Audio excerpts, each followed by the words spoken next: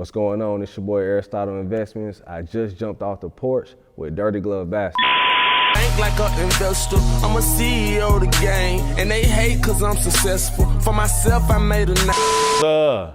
All right, y'all. We got Aristotle Investments back jumping off the porch with us today. What's up, bro? Man, what's up? Man, coolin', man. How you feeling? Man, I'm feeling great, blessed. Word, that's what's up, man. So it's a pleasure having you back, jumping off the porch with us, man, coming to kick some more game with us. How your 2026 starting out, man? Man, it's been starting off good. I've been in the house, locked in into the business. So, the first quarter of the year, you want to start off good. You don't want to chill or nothing. You want to hit the ground running. Yeah, nah, for sure. And are you the type of person who does like New Year's resolutions and things like that? Or like what's kind of your mode when you come into a new year? So what I do is I'll spend the whole December plotting on what I'm going to do for the next year. Okay. Every last quarter of the year, especially December, I'm just plotting on whatever I'm gonna do. And but this year might be the first time I really didn't have a New Year's resolution. My only New Year's resolution was to protect my peace, because I done already really accomplished pretty much everything I want to accomplish, which is just execute the things I'm supposed to execute, and be more present in my business, and just stay away from bad energy, Right. Yeah. Nah, super important, man. I always say, man, you gotta remain sucker free. Gotta keep that bad energy to the side. For sure. Yeah. Now, when you came to us back, I believe the first interview was like around 2021 or something like that. We were fresh out of the pandemic. Some people still wearing masks. It was still a very interesting time. Would you say that the financial landscape and the world that you're in with investing and things like that, has it changed drastically over these years? The stock market is evergreen. It's gonna kind of be the same, but of course the influencer space is way different. It's a lot few of us. It's a lot more of us, but a lot few of us that's big. It's the strong survive kind of industry, mainly because, and anybody can attest to this, it could be the rap industry, it could be any industry, the consumer has gotten smarter. And with that, now you have to really be authentic or be likable. And I feel like that's the biggest change in anything, is the level of authenticity you have to be in order to either sell or be liked by the consumer. Right. Yeah, because it also seems like, like some years back, there seemed to be a lot of people out there selling, financial tips and things like that. But the subject of what they were talking about almost seemed pyramid schemish, like in those regards. Can you even explain the difference between what you're teaching people about finances and maybe what, the difference between what some of these other financial gurus, are selling that sometimes doesn't even seem realistic to like the common man? Well, what I tell people is where a lot of those people that I'm pretty sure you're referencing to went wrong was the do-for-you system. And I feel like whether people want to admit it or not, a lot of financial gurus were not really subject matter experts at the field they were teaching. They were just leveraging the influence, and they bit off more than they can chew. Like many of them were promising real estate, we'll invest the real estate money for you. Mostly that. And then of course you had the Forex pyramid schemes, the IML that got shut down. So a lot of those people end up losing income. And they were making a lot of money per month, 30,000, 40,000, 100,000, as high as 700 a month. So you got to think about those people who went from 700 a month to zero. It's kind of hard to really, I know a lot of guys battling depression because they can't stay afloat like they were in 2021 and things like that. And I think the biggest thing that helped me stay afloat during that time period was, for one, I knew something that a lot of people didn't know, and that was to actually be legit in the field that I'm teaching. So I actually trade, I actually show my portfolio. It's pinned literally as soon as you go on my Instagram, what I made that previous year is always pinned, and it's been like that for the past 4 years. So I knew that through transparency and through actually, like, if you actually join my community, I trade every day live. Like today, I just made a 56% play and a 60% play. You get what I'm saying? So, you know, I really do this. Even this year so far, this month, I think I called 30 trades. I'm 25 for 30. I only missed 5, right?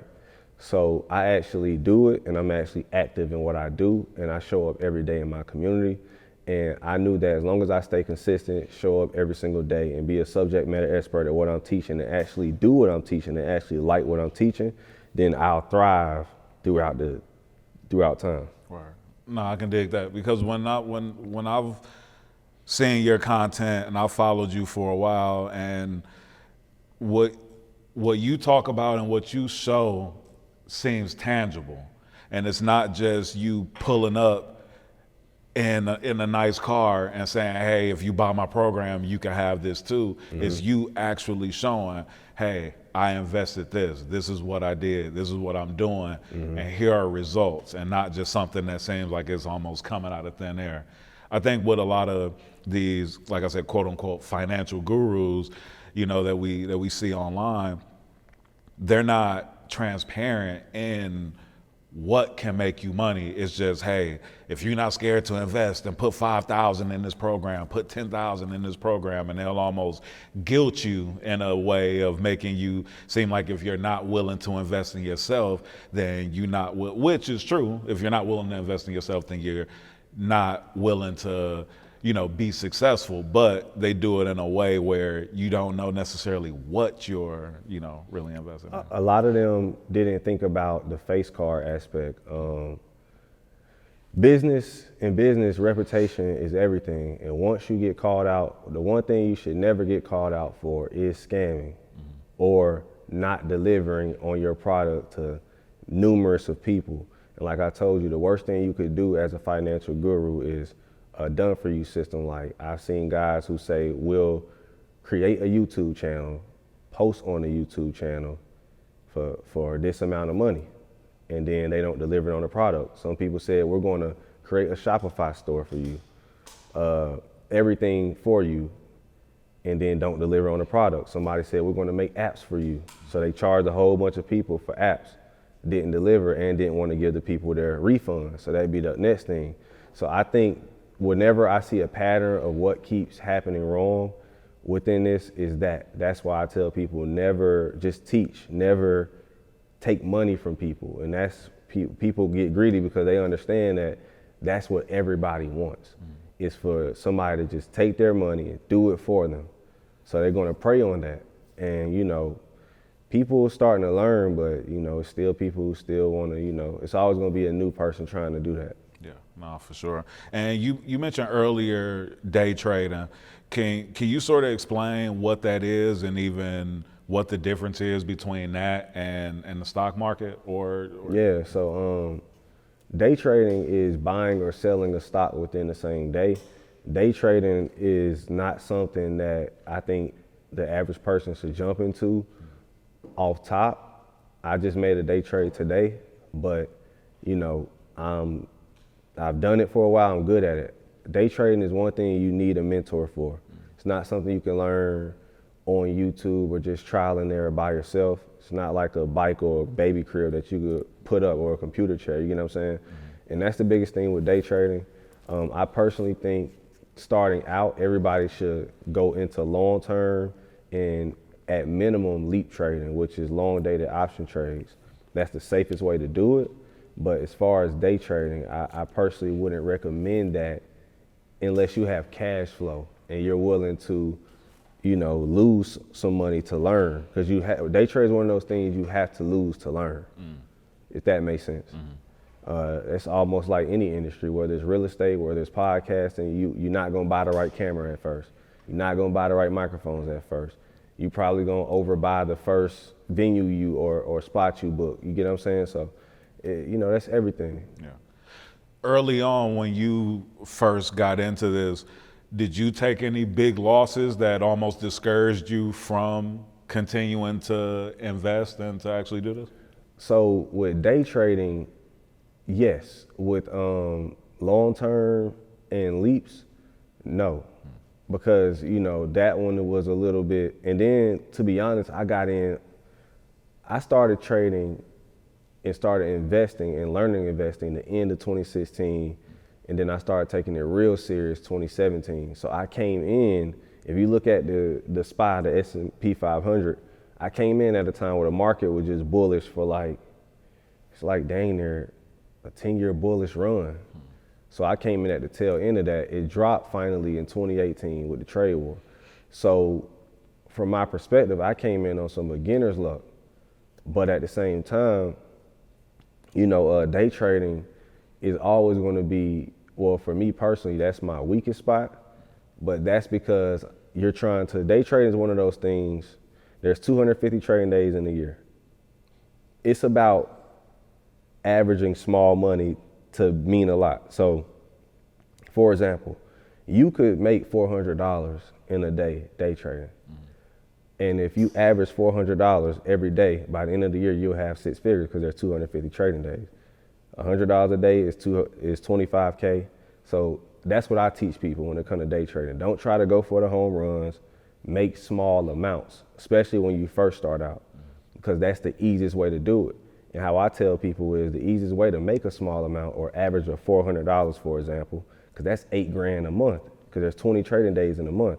So you can make an extra $8,000 just by breaking it down into $400 pieces. So how could you make $8,000? You could use $5,000, for example. If you got 5K and you're getting into day trades, right?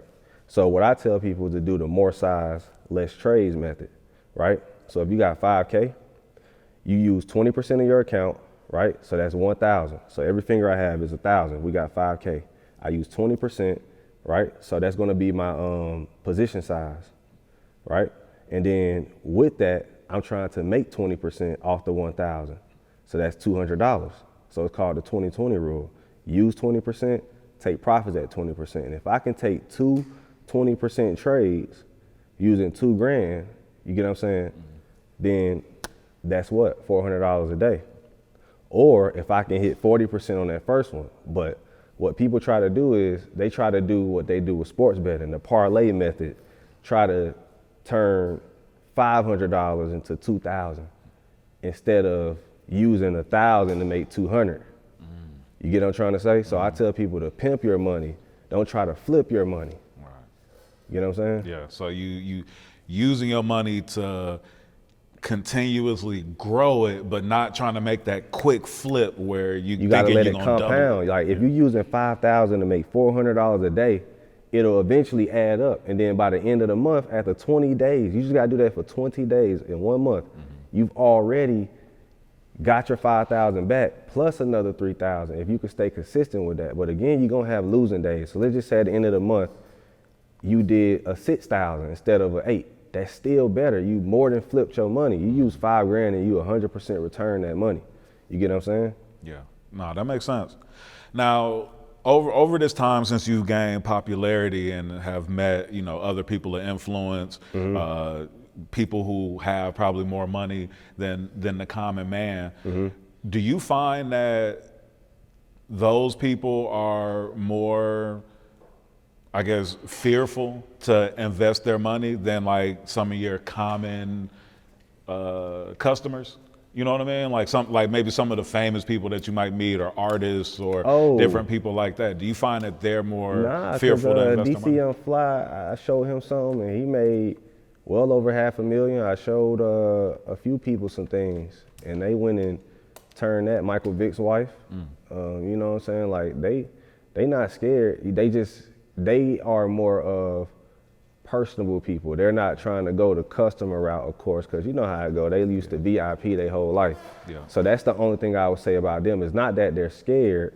It's just they want the red carpet rolled out for them in order for them to learn or do anything, if that makes sense.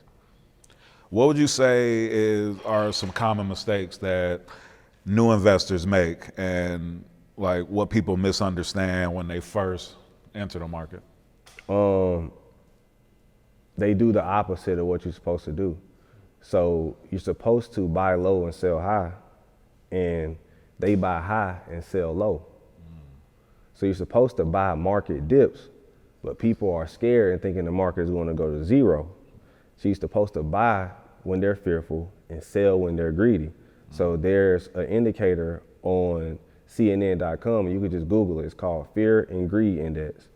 So the best time to buy is when the market has dropped 20% from all-time highs. S&P 500, SPY, the ETF, which is an exchange traded fund, which is a stock made up of buying a bunch of shares. So the stock market is based off the S&P 500's movement, which is SPY. So SPY owns 500 of the world's top companies like Meta, Google, this and that, and they buy a bunch of shares. So it's the benchmark. So if SPY is generally up, all of those stocks are generally up, right? So when SPY drops 20%, generally Meta, Google, Tesla, Apple, all of that is going to fall with it, right? And if SPY is up, they're generally up, right? So what people get wrong is not knowing little basic stuff like that, what moves the market, what stock you need to look at and everything, and when to actually buy. And that's when SPY is 20% down from all-time highs, right? And then you average in from there. Once it goes 20% down, and then it drops another 5. So let's just say I got 10,000. SPY drops 20%, right? I'm going, and then I want Meta, Apple, Amazon, all of that to be down about 40 to 70%. So I got 5K. My full size is 10,000. Soon as SPY drop 20%, I'm going 5,000, half of my money into my favorite assets, right? I might get me some Meta. I may get some Google. I may get some Apple. I may get some Amazon. I may get some Tesla. I want to diversify this 5,000. And then when SPY drops another 5%, and all those stocks that I like also drop another 10%, I put in 2,500 more. 30%, I'm full size in. So after 20%, you go half, and then you go a quarter in. And then if you know, here's another thing people get wrong with investing. They don't keep continuously invest into their portfolio. So they believe what they start with is what they must use. When in reality, you have to keep putting money into your account and buying stocks every month, or letting it sit in the account every month to prepare for a dip. So that's another thing people get wrong, not knowing the art of investing, which is to continuously pour money into your account. So it's this app called Acorns, right? You ever heard of it? Yep. So even Acorns tells you, if you invest $100 a week at maybe a 10%, 5% return, by the time you're 65, you'll be a millionaire, right? Starting if you were 20 or something like that, right? So after 40 years, you'll be a millionaire. So what I tell people is they need to go to this thing. They need to Google investment calculator. They need to click on the one that says calculator.net. And that's how you're going to plan out your life. And I've been doing this since 2018. So you go into an investment calculator and you say, I'm starting with 1,000. And then you tell them by the end of the month, I want to put in, I tell people the minimum you should put in is $100 a week. So that's about $400 a month, right? But for me, my personal one was $3,000 a month. Now, how did I get that $3,000 a month? I was living off my Army money and investing my haircut money. I made $3,000 a month cutting hair. So I would take my $3K, put it into Navy Federal every month, and then I would transfer my Navy Federal funds into a Robinhood account, and I would buy shares with it. So I'm investing $3K a month, but I'm getting back a 25% minimum per year return. So in 11 years, I'm projected to be a millionaire by putting in $3K a month. So that's the sweet spot. The $3K a month, if you can get something like that, then you'll be a millionaire in about a decade, cash. Yeah. But the thing is, if I didn't invest, I wouldn't be a millionaire in 10 years. I would have about what? 36,360K. But you see how that compound interest of that 25% extra. So what I tell people is, if you want to get rich fast, you have to get your money moving in percentages, preferably 10 to 20% every year on average to get there quicker. Because imagine you got 100K and you're getting a 20% return on it every year, right? That's 20,000, then it compounds. So now you got 120,000, then you get 20% on that. See what I'm saying? And then that's about 100, you know what I'm saying? And then you still add into your portfolio at the same time. So that's the game. Keep adding and keep compounding. Yeah. If that makes sense. No, it definitely does. Now, for the common person, you know, people that's even, you know, watching, that's going to be viewing this, you know, investing seems like something that's really not accessible to, you know, to black people or to, you know, people that might not have that hustle to be able to make an extra, you know, $3,000 a month. What would you say to those people who may be, you know, just getting by, maybe, you know, a single mother with 1 or 2 kids that doesn't have, you know, a lot of money to invest, but are interested in investing and trying to Well, for change one, their they got life? to cut back on expenses. So when I was in the Army, I was living check to check at one point, and I had to realize why I'm living check to check. For one, I'm living extremely above my means. I think what a lot of poor people and a lot of lower middle class people don't realize is that they are living above their means. Their lifestyle creeping. They make more, they spend more, right? So if you're a single mom or a person who's messed up, you shouldn't buy another pair of shoes this year. Cut out your weed or drug habits. Cut out your liquor habits. You get what I'm saying? Cut out your going out habits. You got to sacrifice for about a year or 2. And that's really all it takes. 2 years of sacrifice to put somebody ahead for 10 years. Yeah. But nobody wants to stop buying J's, stop buying outfits. I literally went a whole year of buying no Jordans, buying no outfits, going out to eat, nothing, right? I'm just stacking and getting my future together because I really wanted to be successful. So sacrifice is the number one step to anybody getting that. That's the first thing I would tell them. Like, what are you willing to sacrifice to stop being poor? Are you willing to cut out cable and just entertain yourself from your phone? You be on it anyways. 'Cause that's what I did. I said, you know what? I can watch everything on my phone. No more cable. Why do I have Comcast? I don't need TV. I just need internet, right? Why am I eating out every day? I'm in the Army. I'm gonna just go eat breakfast, lunch, or dinner at the DFAC. They take it out of my check anyways.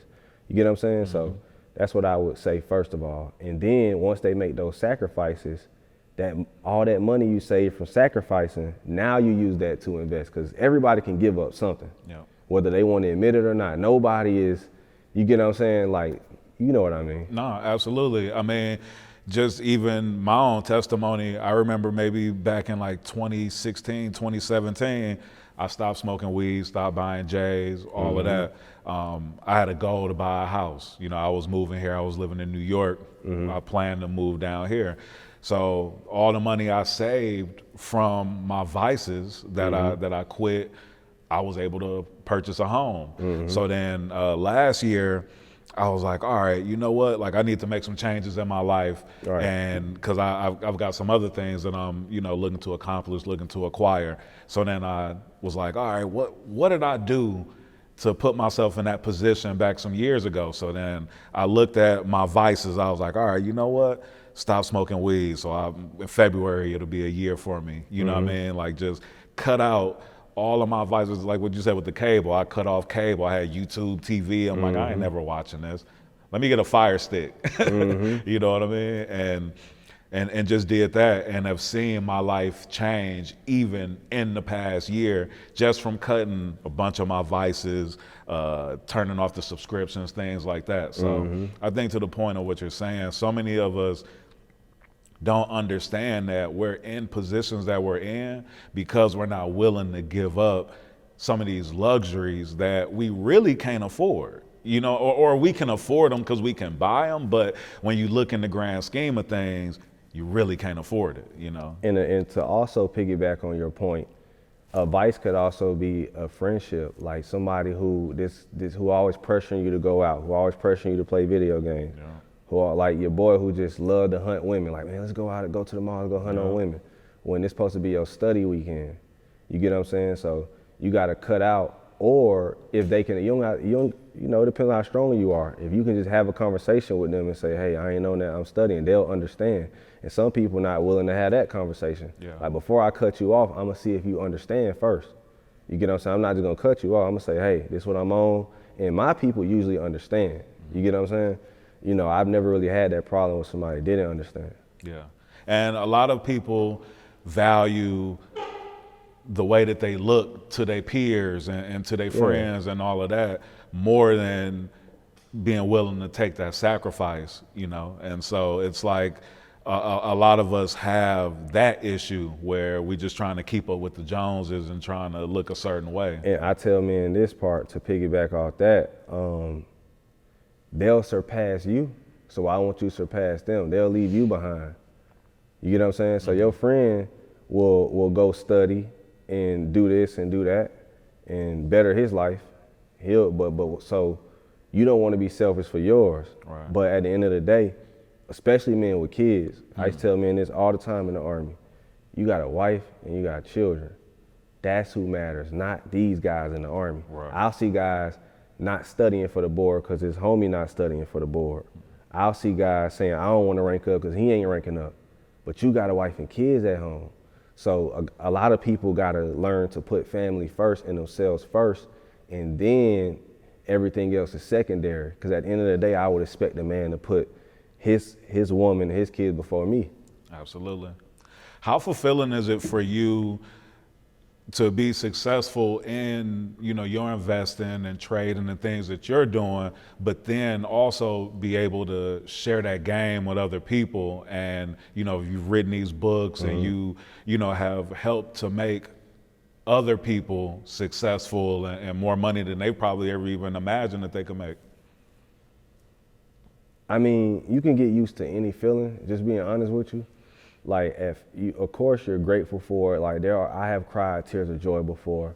I've been there, done that. I have had moments where I'm super proud of myself. I've had all those moments, but at the end of the day, you got to keep going. And then eventually the compliments and the self-fulfillment becomes normal. And you're just doing it. And then there'll come a time where you forget that, you know, because once it gets so big, it starts to look like numbers. Like when I have a small Instagram, I used to miss that because I got a small Instagram and then a large Instagram, right? And when you got a small Instagram, you'll see your homie like your picture. You can really see who like and who don't. Now my Instagram's so large, I can't see who's supporting me and who not. It just look like a big number. I'm getting 10,000 likes at a time, 5,000 likes at a time. So, you know, now I have to take a step back and you know, it's like you gotta kind of relearn that, if that makes sense. Because at first it was a little bit smaller with a community. You can see who like you and who don't support you and this and that. And then when it gets so big, it's just like, damn, like I can't really see who's who no more. Yeah. So now it's like a big old like lump, if that makes sense. Yeah, so every time you open up the gram is thousands of notifications. Yeah. See what I'm saying? So, you know, and I'm pretty sure your Instagram big enough that you see that too. Like, it don't look the same no more. You can't see everything no more. Nah, for sure. Yeah. I'm glad that they even made the tab that says people who you follow, so that you can at least click that tab to kind of see like the notification from specific people and sort of filter it out a little more. Let's talk about the Honeydrop Network. Yeah. You created that a few years ago. Right. Stepping into the media space. And it's not just your typical, just, you know, video, like videos where you're given like step-by-steps on how to do, you know, some of these trades and investments and things like that. But it's really, I feel like, more of a lifestyle network for investing and things like that. Right. How did you come up with that, and what are your goals for the network? It's crazy because being around media, I had the pleasure of kind of interning behind the scenes with 85 South. Okay. And I met a guy named Chad, and he was giving me good media game. He was like, call it a network or a show, and never really. And then with Honeydrip, I came up with the idea, of course, on my own, where I was like, man, I need something versatile because I don't know where I'm going to be in 10 years, so I don't want to subject myself to something. So I called it a network. So that way, if I branch off and do something different, I can always add to this instead of having to change the name completely. Right. You know what I'm saying? If it's Honeydrip Trading, then we're only subject to trading. But it's Honeydrip Network. So now I go get some real estate, all of this, it fits in with it. You get what I'm saying? Because now you understand my network. I go do a podcast, you understand that I own a network. So everything, it's like a conglomerate. Everything is under this network. And then I use honey and bees because when I start a clothing brand or when I do this, I can always branch off and do what I want with it. Like I can do hexagons, I can do honey, I can do bees, I can do a bear, you get what I'm saying? So it makes the marketing a little bit more versatile. And you don't have to just do bees. Like you could label your brand off dinosaurs, and now you got the T-Rex, the Tyrann, you know what I'm saying? Like or you could label it off fruits, and then whatever. So that's what I tell people is, when you're trying to brand, think about something that can be a little versatile. Word. So you've done interviews with several people from Charleston White to Dr. Umar. Right. Is there a conversation that you've had on your platform that maybe has surprised you or even inspired you?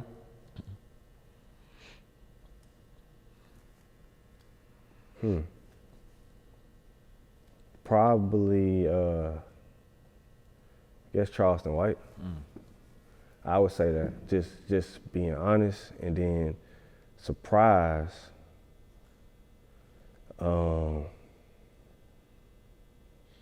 Nah.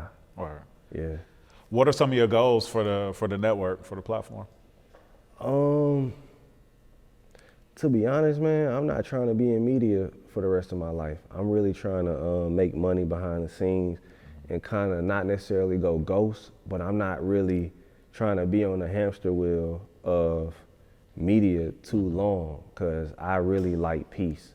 I really would like to just make a bunch of money and just live off my investments, if that makes sense. So, the goal is to get out of the game and let another young nigga take over. You get what I'm saying? Like, we don't like to pass the torch a lot in the black community, because a lot of the dudes who hustling, who get a little older, still running the race. So what I'm trying to do with the 90s babies is teach us how to get out of this race, so we don't be mad at the 2000s and the 2010 babies that they coming up and stuff. My goal isn't to be in the race for forever, to get the fuck out. Cause it's a lot of OGs who got out, you know what I'm saying? And I used to wonder, like, why they don't say nothing? They done did their work, they got what they wanted. That's how I'm gonna be too. Right. What do you feel like is holding black people back from, holding more financial power? A lot. The family, the nucleus of the family, that's number one. Too many broken homes. It starts there. Feminism. Black women participate in that a little. It took it too far. And that's number one. So getting back to letting the men lead, and men also stepping up to the plate to be leaders.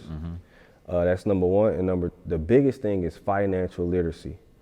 And I believe that's what's really holding us back, because if they have no financial literacy, how will we move forward, if that makes sense? So the reason why young men are robbing, killing, stealing is because they're looking for financial gain from it. You get what I'm saying? So that's why I'm building facilities based on financial literacy, because I understand if we want to fix the black community, then money is going to, for one, stop a lot of violence. If we can all learn how to get some money, now we ain't got to hate on our brother as much, because now I got it too. So now where do we move after that? Respect, love. You get what I'm saying? Like, it should get to the point where you should be able to borrow sugar from your neighbor again without feeling like everybody's so guarded now. Like, I bet you don't even talk to your neighbors like that, do you? Nope. Exactly. None of us do. I don't talk to my neighbors either. You get what I mean? But I also have all white neighbors. So, it might be, that be the reason why. Yeah. Now, granted, when I did have black neighbors, we did talk. Yeah. Not saying I don't talk. It's just like, I don't want to connect with people that close if they're of differences, not because no racist shit, nothing like that. It's just like, who knows? I may pull up smelling like weed. I don't want you to call the police on me or call CPS on my kids. I be thinking of shit like that with them. Yeah. That's really what it be. You get what I'm saying? That's why I don't speak to them. But, or I may speak a certain way or act a certain way. I may say cussing words you may not like. I don't know. I just don't want to be told on. You get what I'm saying? So that's why I don't really connect with anybody who's not a black person if I live in a rich neighborhood. Yeah. Yeah. No, that makes sense. I live in a black suburb, but I'm still kind of to myself. Yeah. You know what I mean? But there are a few people who, you know, I'm connected with, and like if something's going on with my house, like I get a call like, hey man, I just seen something that don't So you look are right. kind of in the, yeah. Yeah.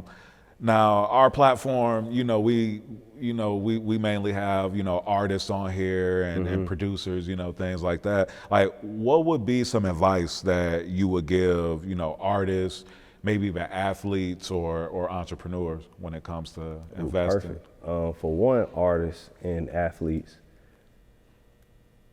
understand that money that's coming in that you're making is temporary. That's number one. It's temporary. And also understand that you should be leveraging your platform and the attention you're getting to put it towards selling something. Everybody who's an artist or what you call it needs to either have a store, an online store, selling something, and always preparing for what if this does not work out. I think they should always, you should always grind like it'll never not work, but always protect your ass with, you know, and then also they gotta stop with the cash, especially artists, because it's a liability. Remember, I'm teaching them how to invest. You're supposed to be getting a return on investment. How rich people use cash, how I use cash, is yes, I'll have 100,000 cash, but that's just in case all the power go out, the banks close, this and that. At least I got 100K cash so I can get my family on a private jet just in case of an emergency or some shit like that, or all my cars go out, or my car, you know how it go, like this is for that. Yeah. But my millions and millions and millions of dollars are not in the bank, but in the investment account moving. And so that's what I would tell them, is to figure out ways to keep your money moving. Even an NFL player, if you got 10 million cash and you even put that in a high yield savings and get a 5% return on that, that's 500K a year. And you can live off that. 500K a year is what per month? Like, I don't know, like 60 bands a month? Yeah. And you can damn near live off that. If you're, it's about like 50 something K a month, right? So, you know, that's what I would tell athletes. If you, or an artist, like at minimum put it in a high yield if you don't know what you're doing, and at least get a 5% return on that 10 million. Now, granted, many of them don't have a 10 million, but you know, even these little artists, you get your first return money, stop handing out money to your homeboys. That's number one too, is, you know, unless he's your road manager, unless he's doing something, you get what I'm saying, protecting you, you know, that, but don't just don't be ignorant with it. You know, it's a lot of things I would like to tell them. And and having cash money is a liability. If somebody takes it, that's all your net worth gone, you know? Nah, for sure. I feel like so many folks from our community feel like they owe their friends and family something, so they, you know, give them money or help them out without, and even their version of help, like giving somebody isn't necessarily helping them if they're not working for it, or if they don't have a plan on how they're gonna use this money. And they're only gonna like you as long as that's coming in. Because now once you give it to them, you're like, as long as that money is coming in, and then you cutting off that money in their head is cutting them off. Even though it wasn't like that before. You know what I'm saying? Yeah, exactly. Yeah. No, for sure. When you were in the Army, cutting hair and had this idea to start investing, right? Did you think that your success would come as fast as it has come?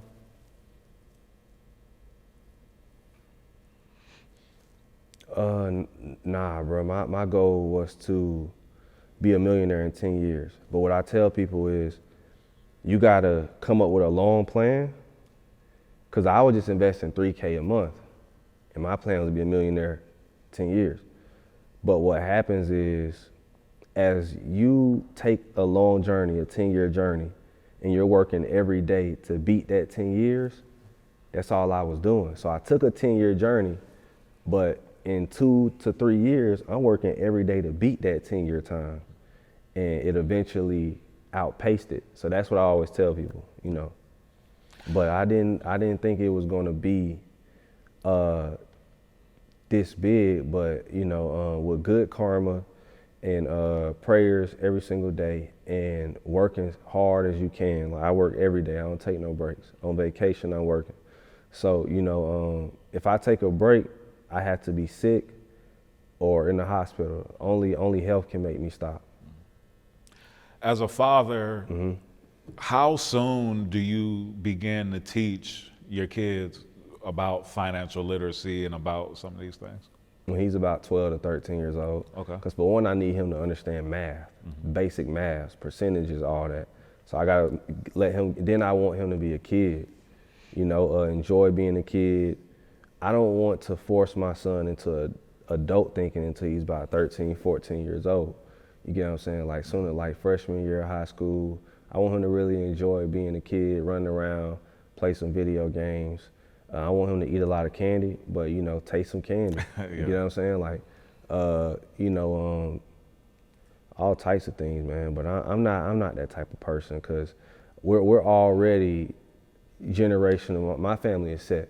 I'm not even gonna lie to you. Like, I'm set financially. Like, I could retire right now with the money I have and stop. But I want to double what I have right now, and then now I'm like now I'm double retired. You know what I mean? Yeah. So yeah. Really creating generational wealth. I guess you can say I have generational wealth now, but if I could double what I have now, which I could do at the pace I'm going in 4 years minimum, by 2030, I'll double what I have now. Yeah, it'll be a wrap. Now, I know we're talking about finances and everything and still talking about your son. What are some things what are some values that you hope and plan and are even currently teaching him some things to value even more than money? Number one is family. Like I teach him to really deeply love his sister, his mother, and myself. Like that's number one. It's love and loyalty and being loyal to something. Being loyal to where you from. You know what I'm saying? I don't want you to be no Atlanta dude talking about you a Saints fan.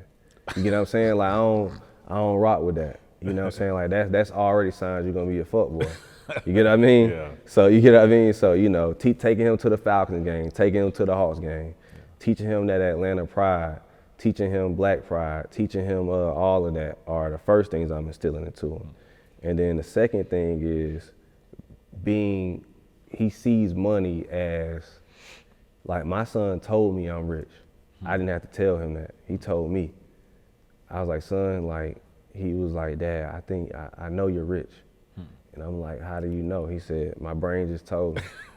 And then, but he sees it though. He sees I have a Ferrari, a Corvette, a G-Wagon, a Cybertruck, a mansion in Puerto Rico, and a mansion in Atlanta. So it's hard to really confuse that. Then he even said our house is big. I don't even know how he can tell if it's the only house I've never not lived in a mansion since he was a kid. Since he was 0, I've been having mansions. You know, so he can tell we have big houses. He can tell everything, you know, so. And I have a daughter too, so, you know, the first thing we're teaching is just love. And then after that, you know, because the money, the stuff that we can teach them, they're not going to work for anybody. You get what I'm saying? So I'm not teaching them to be workers of society. I'm not teaching them to say yes, sir, and yes, ma'am to everybody. And the white man going to like you when you walk in and do that interview. I ain't teaching them to do no job interview. They're worried about how to grow and scale the family business. So I'm more so focused on them having fun right now. You get what I mean? Yeah. Now, I know one of your first dreams was to do architecture. Do you ever see yourself stepping into? I'm already doing it. Okay. Already, the project I'm doing on East Point is I drew it out and then we're doing the project now. That's amazing. That's what's up, man. And dope that you're stepping into, you know, what was like one of your My first first passions or your first love. Yeah. Yep. That's what's I'm up. doing it. What else are you working on, bro? What else you got coming up that you're excited about that you can speak on? I got an app coming out, and I got a I'm doing a hotel in East Point. I'm gonna have the first black luxury hotel, you know, because I feel like for a city that has so much black tourism, so much black wealth, we don't have anywhere luxury for us to go with 5-star food and 5-star all that. Like, I'm really doing that. And you know, we need a tourist attraction that's black. All these black people flying into Atlanta, and white and Hispanic, whoever, but we just need experiences owned by us. And you know, the app that I'm building, I'm really going to be a ghost owner of it. I learned that I got to start taking my face off of things. You know what I'm saying? Just ghost own it. So, you know, that's something that I'm working on too. Like, after this last project I do in Atlanta, it'll be the last thing I say, oh, I own that. You get what I'm saying? That's what's up, man. You got any shout outs you want to give before we get out of here? Or even any Yeah, advice yeah. you want to drop? Any game you want to drop before we? Shout out to Brett Invest, shout out to Unraveler, shout out to Mike, shout out to Midas, shout out to the whole Honeydrip, shout out to my wife, my kids, and Jeff, Cord, my father. Yeah, and that's it. That's what's up, man. Aristotle Investments, appreciate you pulling up, jumping off the porch with us, bro. 100. Yes, sir. Let's get it. I got blessed cause I ain't never had shit. And got rich from staying down and stacking.